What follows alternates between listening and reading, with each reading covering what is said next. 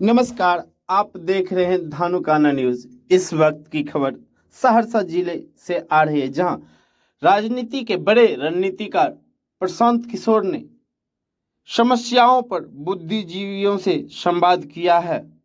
आगे बिहार का विकास कैसे संभव हो, कैसे किया जा सकता है, इन सभी बातों को लेकर कैंप में आने वाले बुद्धिजीवियों युवकों से बात की और उन्होंने कहा कि सही सोच, सामूहिक प्रयास से ही बिहार का विकास संभव है। आगे सुनते हैं क्या कहते हैं। अगर इस वीडियो को पूरा देख लेते हैं तो निश्चित रूप से आप राजनीति में अव्वल होंगे और कामयाब होंगे।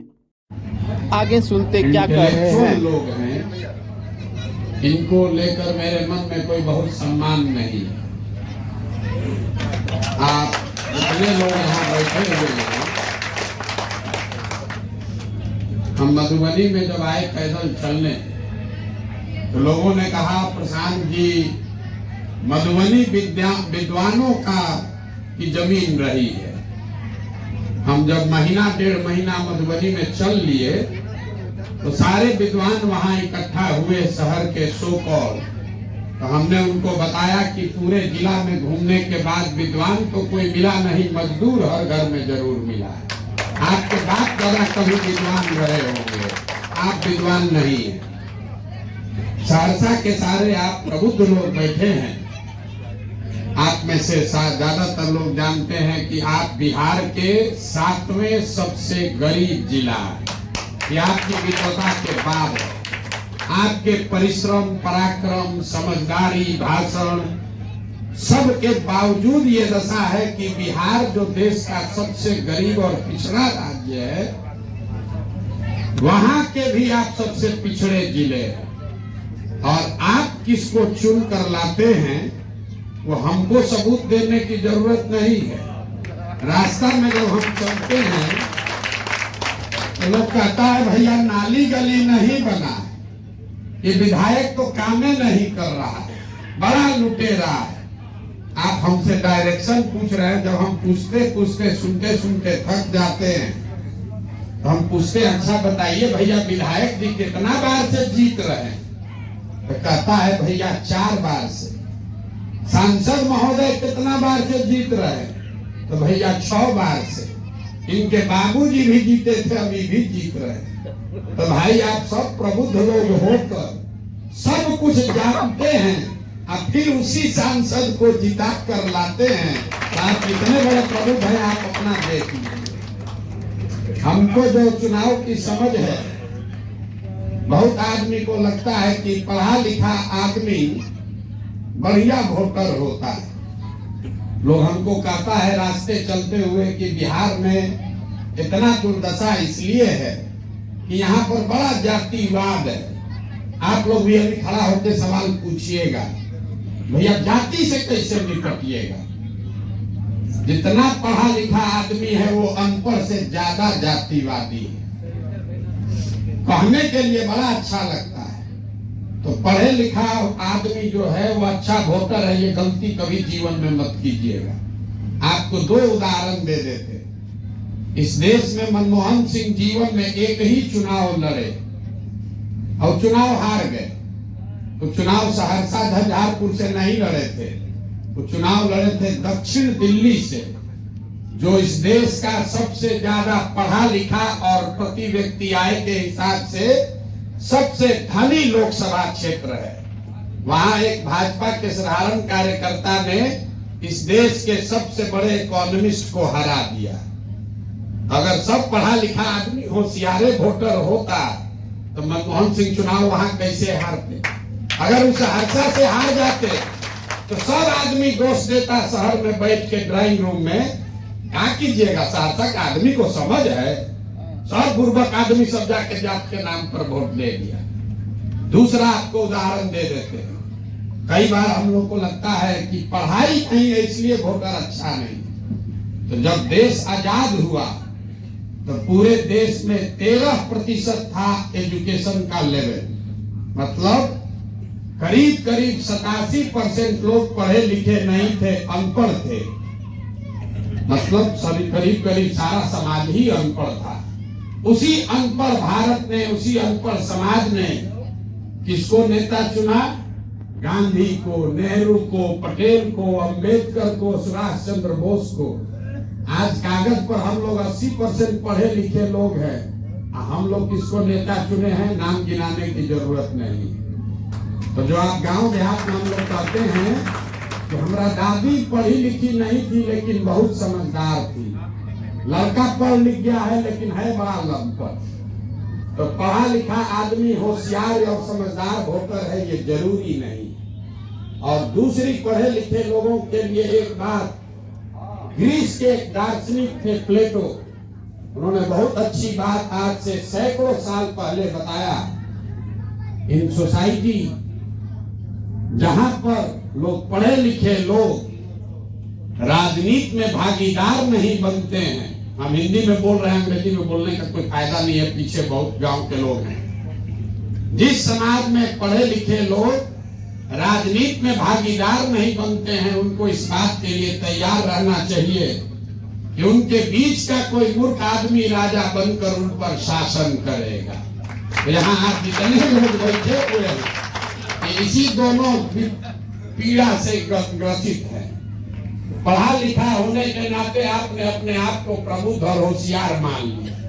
आपने तो आधा आदमी वोटे नहीं देने जाता है। बिहार में वोटिंग परसेंटेज है 60 और शहर में वोटिंग परसेंटेज है एवरेज 45। आधा आदमी तो आप वोटे देने नहीं जाइएगा, आप क्या प्रकार बात कीजिएगा। हम इसीलिए इस पूरी यात्रा में शहर में नहीं जाते। शहर में जाने का कोई फायदा नहीं। ये पढ़े लिखे समझदार लोग बैठ के देख रहे हैं। अच्छा देखिए प्रशांत किशोर क्या करता है, कुछ होगा तो चलेंगे। अभी तो देखिए ना बिहार में कुछ हुआ है। आप यहाँ पदयात्रा की शुद्धता और उसके प्रयास से नहीं आए, आप उस प्रशांत किशोर से मिलने आए हैं जिसने 10 वर्ष में चुनाव जिताया है। अगर हमने वो काम नहीं किया होता तो हमसे ज्यादा ईमानदारी और शुद्धता से चलने वाले आदमी के लिए आपके पास 1 मिनट समय नहीं होता। हम जब पैदल चलते हैं 10-20 आदमी के साथ चलते हैं, तो गांव में, बाजार में लोग अपने दुकान में, शोरूम में बैठ के हंसता है, ए भाई देखो कैसे चल रहे हैं, इसे कुछ होगा, चलने दीजिए। आप हंसे चाहे नहीं, हमारे परिवार वाला हंसता है।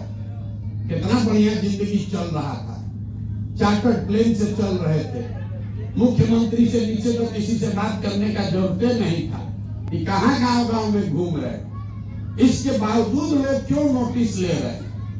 नोटिस इसलिए ले रहे हैं कि उनको मालूम है कि प्रशांत किशोर चल रहा है पैदल। जो मेरा आलोचक है उसको भी मालूम है कि और कुछ हो चाहे नहीं, आदमी तो होशियार है। अगर चल रहा है तो कुछ सोचिए क्या आया होगा। तो सोचता है चलो भाई इधर गमछा डाल दो। हम इतने बड़े बेवकूफ नहीं हैं। जितना आदमी हमसे मिलने आता है उसमें 100 में 60-70 आदमी वही गमछा खोलने वाला है। उसको मालूम है, उसकी अपनी धारणा है बिहार सुधर नहीं सकता। अगर उसका धारणा नहीं होता तो प्रयास नहीं करता, वो हमारे आने का इंतजार करता। उसके मन में वो विश्वास है कि बिहार सुधरेगा नहीं, लेकिन देख रहा है कि प्रशांत किशोर कुछ कर रहे हैं तो सोचता है कहीं आदमी फितूरी कुछ खड़ा कर देगा तो इस बस से हम मिस कर जाएंगे। आता है हमसे मिलने, कहता भैया एकदम आप ही के साथ है, आप ही बिहार को सुधारिएगा। यहाँ से निकल के जाता है, कहता है तो कर न रहे, देखिए ना क्या होता है। उधर भाजपा में भी है, उधर भाजपा में भी है, और हमारे यहाँ के भी गमछा डाल दिया। कुछ होगा तो कहेगा भैया हम तो पहले ही दिन से जानते थे प्रशांत किशोर कर रहा है तो होबे करेगा। और नहीं होगा तो बैठ के विवेचना करेगा, हम ना कहे थे बिहार में कुछ हो सकता है, प्रशांत किशोर आया चले जाए। विवेचना करने का जो आदत है हमने अपने लिए तय किया है। अगर इस मिट्टी में जन्म हुआ है और हमारी हिम्मत नहीं पड़ेगी तो किसका हिम्मत पड़ेगा। इसलिए जीत हार की चिंता किए बगैर जीवन में जो कुछ भी है वो सब दांव पर लगाए और बिल्कुल ये संकल्प लेकर आए, ये संकल्प लेकर आए, मानेंगे नहीं, करना ही है। चाहे ऐसा नहीं है कि हमको पता नहीं है कि बिहार में जात कैसे है, ऐसा नहीं है कि हमको मालूम नहीं है कि चुनाव कैसे लड़ा जाता है, वो सब हमको मालूम है। ज्यादातर चीज मालूम है, सब मालूम है ऐसा दावा तो नहीं कर सकते। ज्यादातर चीज हम समझते हैं, चुनाव से जुड़ी हुई बात तो जरूर समझते हैं, लेकिन इसके बावजूद मेरा विश्वास है। आपने कहा कि क्या आपके पास मूल मंत्र है? मूल मंत्र मेरा विश्वास है कि यहाँ के समाज के लोग, उनकी चेतना दब गई है, मरी नहीं है, उनकी चेतना दब गई है। बिहार के लोग वो आईने के तरह है जिसके ऊपर धूल पड़ गया है। हम ये मानने को नहीं तैयार हैं कि आप किसी भी जाति के हों, आप ये नहीं चाहेंगे कि आपका बच्चा अच्छा पढ़े, अच्छा खाए, अच्छा पढ़े।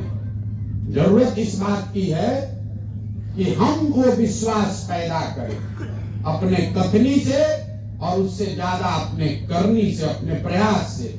अगर आप यहाँ सोना और पीतल रखिएगा तो किसी समाज का आदमी है वो सोना ही उठाएगा। ये जिम्मेवारी आप और हम पर है कि हम सोना बने और बनकर समाज को दिखे। अब बनने में चाहे 2 बरस लगे या 6 बरस लगे। आपने पूछा कि आंदोलन, जेपी के आंदोलन से कुछ नहीं सुधरा तो जनसुराज से कैसे सुधरेगा? बात तो ठीक है, बहुत लोग ये सवाल करता है। तो भाई जनसुराज इसीलिए आंदोलन नहीं है। मेरा व्यक्तिगत तौर पर जो जीवन में हमने पढ़ा समझा है, मेरा आंदोलन और क्रांति में कोई यकीन नहीं है। किशोर भाई जब हमसे मिलने आए थे पटना तो उस दिन भी हमने इनको कहा कि मेरा आंदोलनों में कोई यकीन नहीं है। अगर आप मानव सभ्यता के इतिहास को विश्व के स्तर पर पढ़ेंगे तो आपको पता चलेगा कि फ्रांस की क्रांति को अगर आप अपवाद के तौर पर हटा दीजिए तो दुनिया में किसी भी क्रांति से, किसी भी आंदोलन से समाज का लंबे समय में भला नहीं हुआ है। आंदोलन और क्रांति वो हथियार है जिससे आप लोगों को सत्ता से हटा सकते हैं। जैसे आपके पास बढ़िया हथियार हो तो आप बड़े से बड़े वृक्ष को काट सकते हैं। आप उस बढ़िया हथियार से पौधे को वृक्ष नहीं बना सकते। इसीलिए जब जेपी ने आंदोलन किया तो उस आंदोलन में कोई खराबी नहीं है। उस आंदोलन की शुद्धता और उसकी ताकत इतनी है कि उसने इंदिरा गांधी जैसे बड़े सत्तासीन आदमी को, महिला को हटा दिया। लेकिन जेपी के आंदोलन में, किसी भी आंदोलन, अन्ना के आंदोलन में यूपीए हट गया लेकिन बिहार देश से करप्शन नहीं खत्म हुआ। इसलिए आंदोलन नहीं है जनसुराज, ये समाज को जगाने, सिखाने, सजग करने का प्रयास है। खाना जो है वो लकड़ी के आंच पर बनता है। घी अगर आपके पास 1 ग्राम भी होगा तो उसमें आप खाना नहीं बना सकते। आंदोलन वो घी की आंच है, उससे खाना नहीं पक सकता है। अगर समाज में कुछ बढ़िया बनाना है तो आपको 5 बरस, 10 बरस, 20 बरस प्रयास करना पड़ेगा। और दूसरा, लोग ये भी भूल करते हैं कि जेपी के आंदोलन से निकले हुए लोगों ने बिहार को बर्बाद कर दिया। ये बिल्कुल गलत बात है। जेपी का आंदोलन हुआ 75 में। लालू जी पहली बार बिहार के मुख्यमंत्री बने 1989-90 में। इस बात को कौन प्रमाणिक तौर पर कह सकता है कि अगर जेपी जिंदा होते तो 1990 में लालू को मुख्यमंत्री बनाते? जेपी के आंदोलन और लालू जी के मुख्यमंत्री में 15 बरस का फर्क है। तो लालू जी के गलती के लिए आप जेपी को दोष देना हमारे आपके लिए ठीक बात नहीं है। उन्होंने जिस पर्पस से वो आंदोलन किया उस पर्पस में उनको सफलता मिली। चूंकि जेपी बिहार के थे तो बहुत सारे बिहार के लोगों को लगता है कि भैया बिहार तो सुधरे नहीं जेपी ने आंदोलन किया। जेपी ने आंदोलन बिहार को सुधारने के लिए किया कहां था? जेपी ने आंदोलन उस समय की देश की सत्ता में बैठे हुए लोगों को हटाने के लिए किया था, उनको सफलता मिली। गांधी जी ने चंपारण में आंदोलन किया, तो बिहार का लोग खड़ा होकर कहता है चंपारण में गांधी आंदोलन किए देश आजाद हुआ। अरे भाई, चंपारण आंदोलन से देश थोड़ी आजाद हुआ।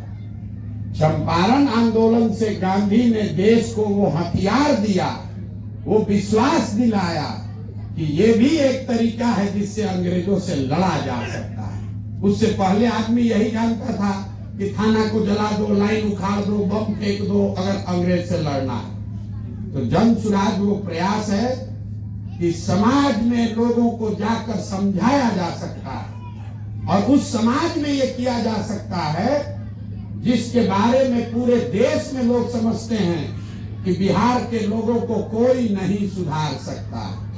हमने करीब करीब सभी बड़े नेताओं से व्यक्तिगत तौर पर बात करके ये उनको समझाने का प्रयास किया है, भाई कुछ तो कीजिए बिहार के लिए। चाहे वो कांग्रेस की बड़ी नेत्री हो कि अभी जिनको आप और हम भगवान मानकर दिल्ली में बैठाए हुए, हमने सबसे व्यक्तिगत भी बात करी है।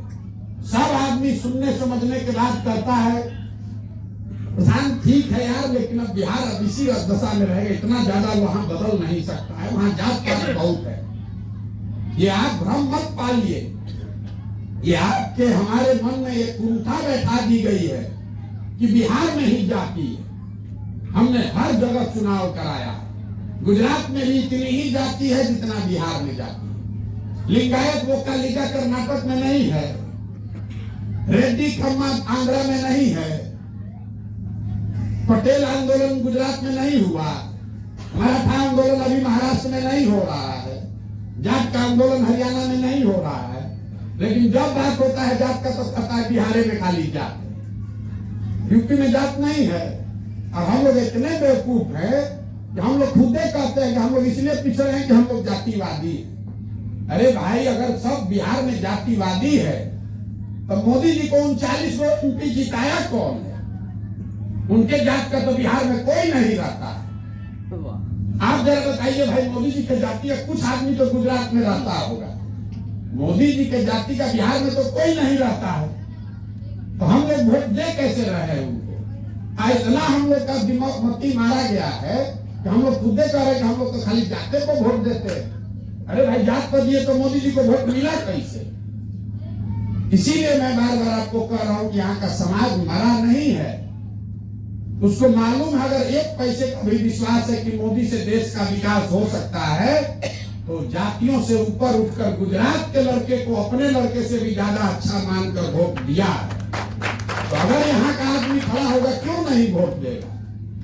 लेकिन दिक्कत यहाँ समाज में खाली इतने है कि 30-40 साल से नेताओं ने इतना आपको डरा दिया है, अरे भाई तुम जाति का नहीं है, कोई तुमको वोटे नहीं देगा, तुम्हारे पास बाहुबल नहीं है, कोई वोट नहीं देगा, तुम्हारे पास पैसा नहीं है, वोट नहीं देगा।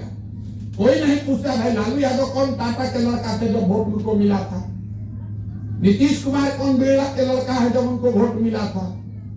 नीतीश कुमार के जाति के कितने लोग बिहार में रहते हैं, सब आंकड़ा आपके सामने है।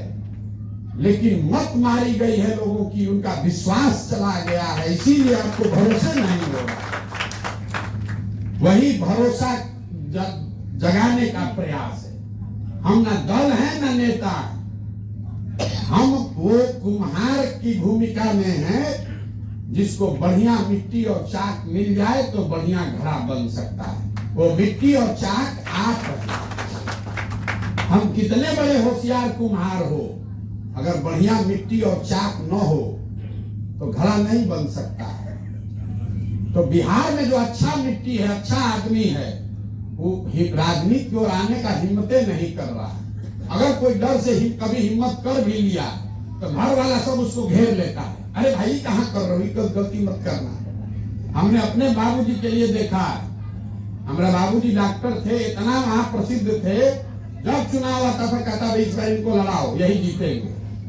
हमारी माँ धरना पर बैठ जाती थी, ए भाई कुछ हो, राजनीति मत करो, बाल बच्चा अभी पढ़ना बाकी है, कहाँ सब जा रहे हो, सब बर्बाद हो जाएगा। हमारी भूमिका इतनी ही है कि हम अगर आपको कह रहे हैं कि भैया आप आइए चुनाव लड़िए, आप पैसे का चिंता मत कीजिए, व्यवस्था का, जात का, चुनाव के प्रबंधन का चिंता अपने भाई अपने बेटे प्रशांत किशोर पर छोड़िए, तो मेरा विश्वास है कि कुछ लोग हिम्मत करके इसमें आ जाएंगे। आपका घर वाला भी कहेगा चलो प्रशांत किशोर कह रहा है तो लड़ लो, चुनाव लड़ाना तो आदमी जानता है। अगर कुछ लोग भी अच्छे आ गए, वो जीतिएगा अपनी ताकत से। हमारी भूमिका इतनी है कि आप वो निर्णय लेने में थोड़ी आपको सहूलियत हम आपको कर दें। यहाँ बैठा हुआ को कम से कम 5 आदमी ऐसा होगा जो खड़ा हो जाए विधायक में, कोई आपको नहीं हरा सकता है। मुश्किल यह है कि जो अच्छा आदमी हो खड़ा होने को तैयार नहीं है। इसीलिए ये प्रयास कर रहे हैं, गांव गांव घर घर जाकर पता कर रहे हैं भाई कौन आदमी है, उसको हाथ जोड़ रहे हैं, समझा रहे हैं चलिए पैसे का चिंता मत कीजिए, पहले खड़ा तो होइए। और अगर नहीं होइएगा तो कई बार जो पढ़े लिखे लोग हैं, ये आपको हमको लगता है हम तो ठीक है, हमारा लड़का तो बंगलोर पढ़ के वहीं इन्फोसिस में नौकरी कर रहा है। हमने 18 महीने में तो देखा, पलायन से ज्यादा प्रभावित गरीब आदमी नहीं है। ये आपका हमारा भ्रम है। अभी विधायक कह रहे थे सहरसा से सब आदमी जा रहा है मजदूरी करने। जो मजदूरी करने जा रहा है वो तो साल में एक बार कम से कम छठ में घरे आ रहा है। जो पढ़े लिखे लोग के लड़के हैं, हमारा लड़का है, वो दूर में पढ़ता है, उसको हम फ्लाइट भी भेजते हैं तो वो बिहार नहीं आता है, कहना हम मन नहीं लगता है। इसलिए आपकी हमारी जिम्मेवारी है। अगर आप ये सोच रहे हैं कि हम तो इससे बढ़िया है, सहरसा में घर और बन गया है, महंगा बिजनेस चल रहा है, बेटा बेटी बाहर सेटल हो गया, कभी कभी साल में आप जाके घूम के आते हैं, मेरे भाई आपका भी जड़ खत्म हो जाएगा। हमारा बाबूजी 16 घर बेडरूम का घर बनवाए, इसमें बेटा रहेगा, इसमें पतो रहेगा। आज उसमें दिया बत्ती जलाने वाला भी कोई नहीं। हम गांव में देखते हैं बहुत प्रसिद्ध लोग, बड़े लोग, बड़ा बड़ा घर बनाया है, खंडहर हो गया, सब बाल बच्चा चला गया। अगर आप नहीं जगिएगा, अगर आप अपने आने वाले पीढ़ी के लिए कुछ नहीं कीजिएगा, तो आपके बाद आपका नाम लेने वाला भी यहाँ कोई नहीं बचेगा। बंगलोर में और अमेरिका में, दिल्ली के किसी फ्लैट में बहुत बड़े आदमी है तो फार्म हाउस में आपका बच्चा रह सकता है, लेकिन आपका जो अभिमान है, आपकी जो जमीन है, आपका जो जड़ है, वो नहीं बचेगा। जब जहाज डूबेगा तो उसमें बैठा हुआ हर आदमी डूबेगा, आपका केबिन नहीं बच सकता। बिहार में पढ़े लिखे प्रबुद्ध समझदार लोगों का ये भ्रम हो गया है आपको कि हम तो किसी तरह यहाँ बचे हुए धंधा पानी चला रहे हैं, डॉक्टरी चल रहा है, बाल बच्चा बाहर पढ़ लेगा, यहाँ जो होता है होने दो बिहार में। मेरे भाई ये सब बर्बाद हो जाएगा। पलायन का दंश सबको डसेगा। इतने फर्क है कि गरीब का लड़का मजदूरी करने जा रहा है, आपका लड़का बाहर पढ़ने और नौकरी करने जा रहा है, जाए तो दोनों का लड़का है। कोई ऐसा परिवार हमको नहीं मिलता है जहां माँ बाबूजी बाल बच्चा बेटा तीनों पीढ़ी एक साथ रह रहा है। हम लोग जब बच्चे थे दिवाली में होली में घर जाते थे, दादी है बाबूजी है भाई है, किसी परिवार में अब ये दशा नहीं बची। जिसका लड़का है वो अपना बाहर पढ़ रहा है, अगर पैसे वाले का है तो मैं आपको यही अनुरोध करूंगा, आपके हक में आप पैसा कमा रहे हैं, घर बना रहे हैं, बिजनेस फैला रहे हैं, कीजिए, लेकिन आपका अगर जड़ बचाना है तो थोड़ा सा, जरूरी नहीं कि हर आदमी राजनीति में आ जाए, लेकिन राजनीतिक तौर पर थोड़ा सजग होइए। आंख बंद करके किसी का झंडा मत ढोइए, आंख बंद करके ड्राइंग रूम में बैठ के ये मत कहना शुरू कीजिए कि बिहार का तो कुछ नहीं हो सकता। एक अच्छा आदमी जब चुनाव लड़ के हारता है, आपको लगता है क्या करे, बढ़िया एक प्रोफेसर खड़ा हुए हार गए, 4000 वोट आया। एक अच्छा आदमी हारता है तो हजारों अच्छे लोगों की ताकत, उसका विश्वास हिल जाता है कि भैया राजनीति हमारे लिए नहीं है। इसलिए कोई अच्छा आदमी खड़ा होता है तो आपकी इतनी जिम्मेवारी है, उसको एक ही वोट आपका है, कम से कम उस एक आदमी को तो वोट दीजिए। आप कह रहे कि जीत नहीं रहा, अरे भाई जीते हारे तुम अपना एगो वोट तो उसको दो, इतनी जिम्मेवारी तो आप अदा कर सकते हैं। लेकिन आप भी सोच रहे हैं कौन सरकार बनाएगा, हमारा वोट कहीं बर्बाद ना हो जाए। अगर हर आदमी यही सोचेगा कि कौन सरकार बनाएगा, तो जितना लुटेरा लंपट है वही सरकार बना रहा है, उसी को आप वोट दीजिएगा। तो मेरा आपसे अनुरोध यही है कि अपने और अपने बच्चों के लिए सजग होइए, अपने को दूसरों से बेहतर मत मानिए, और कम से कम कोई हिम्मत करके सरकार में, समाज में खड़ा हुआ है, आप उसको एक वोट से ही मदद कर सकते हैं, एक वोट से ही मदद कीजिए। पैसा आपका नहीं चाहिए किसी को, लेकिन कम से कम एक बार इतना तो कीजिए कि भाई हमारा एक वोट बर्बादे सही, लेकिन इस आदमी को देंगे। आप गलत आदमी को मत सपोर्ट कीजिए, नहीं तो आज नहीं तो कल वो आपको नुकसान होगा। अब आपका और कोई सवाल है तो आप सवाल कर सकते हैं। बहुत बहुत धन्यवाद, मैंने बहुत लंबा समय आपका ले लिया।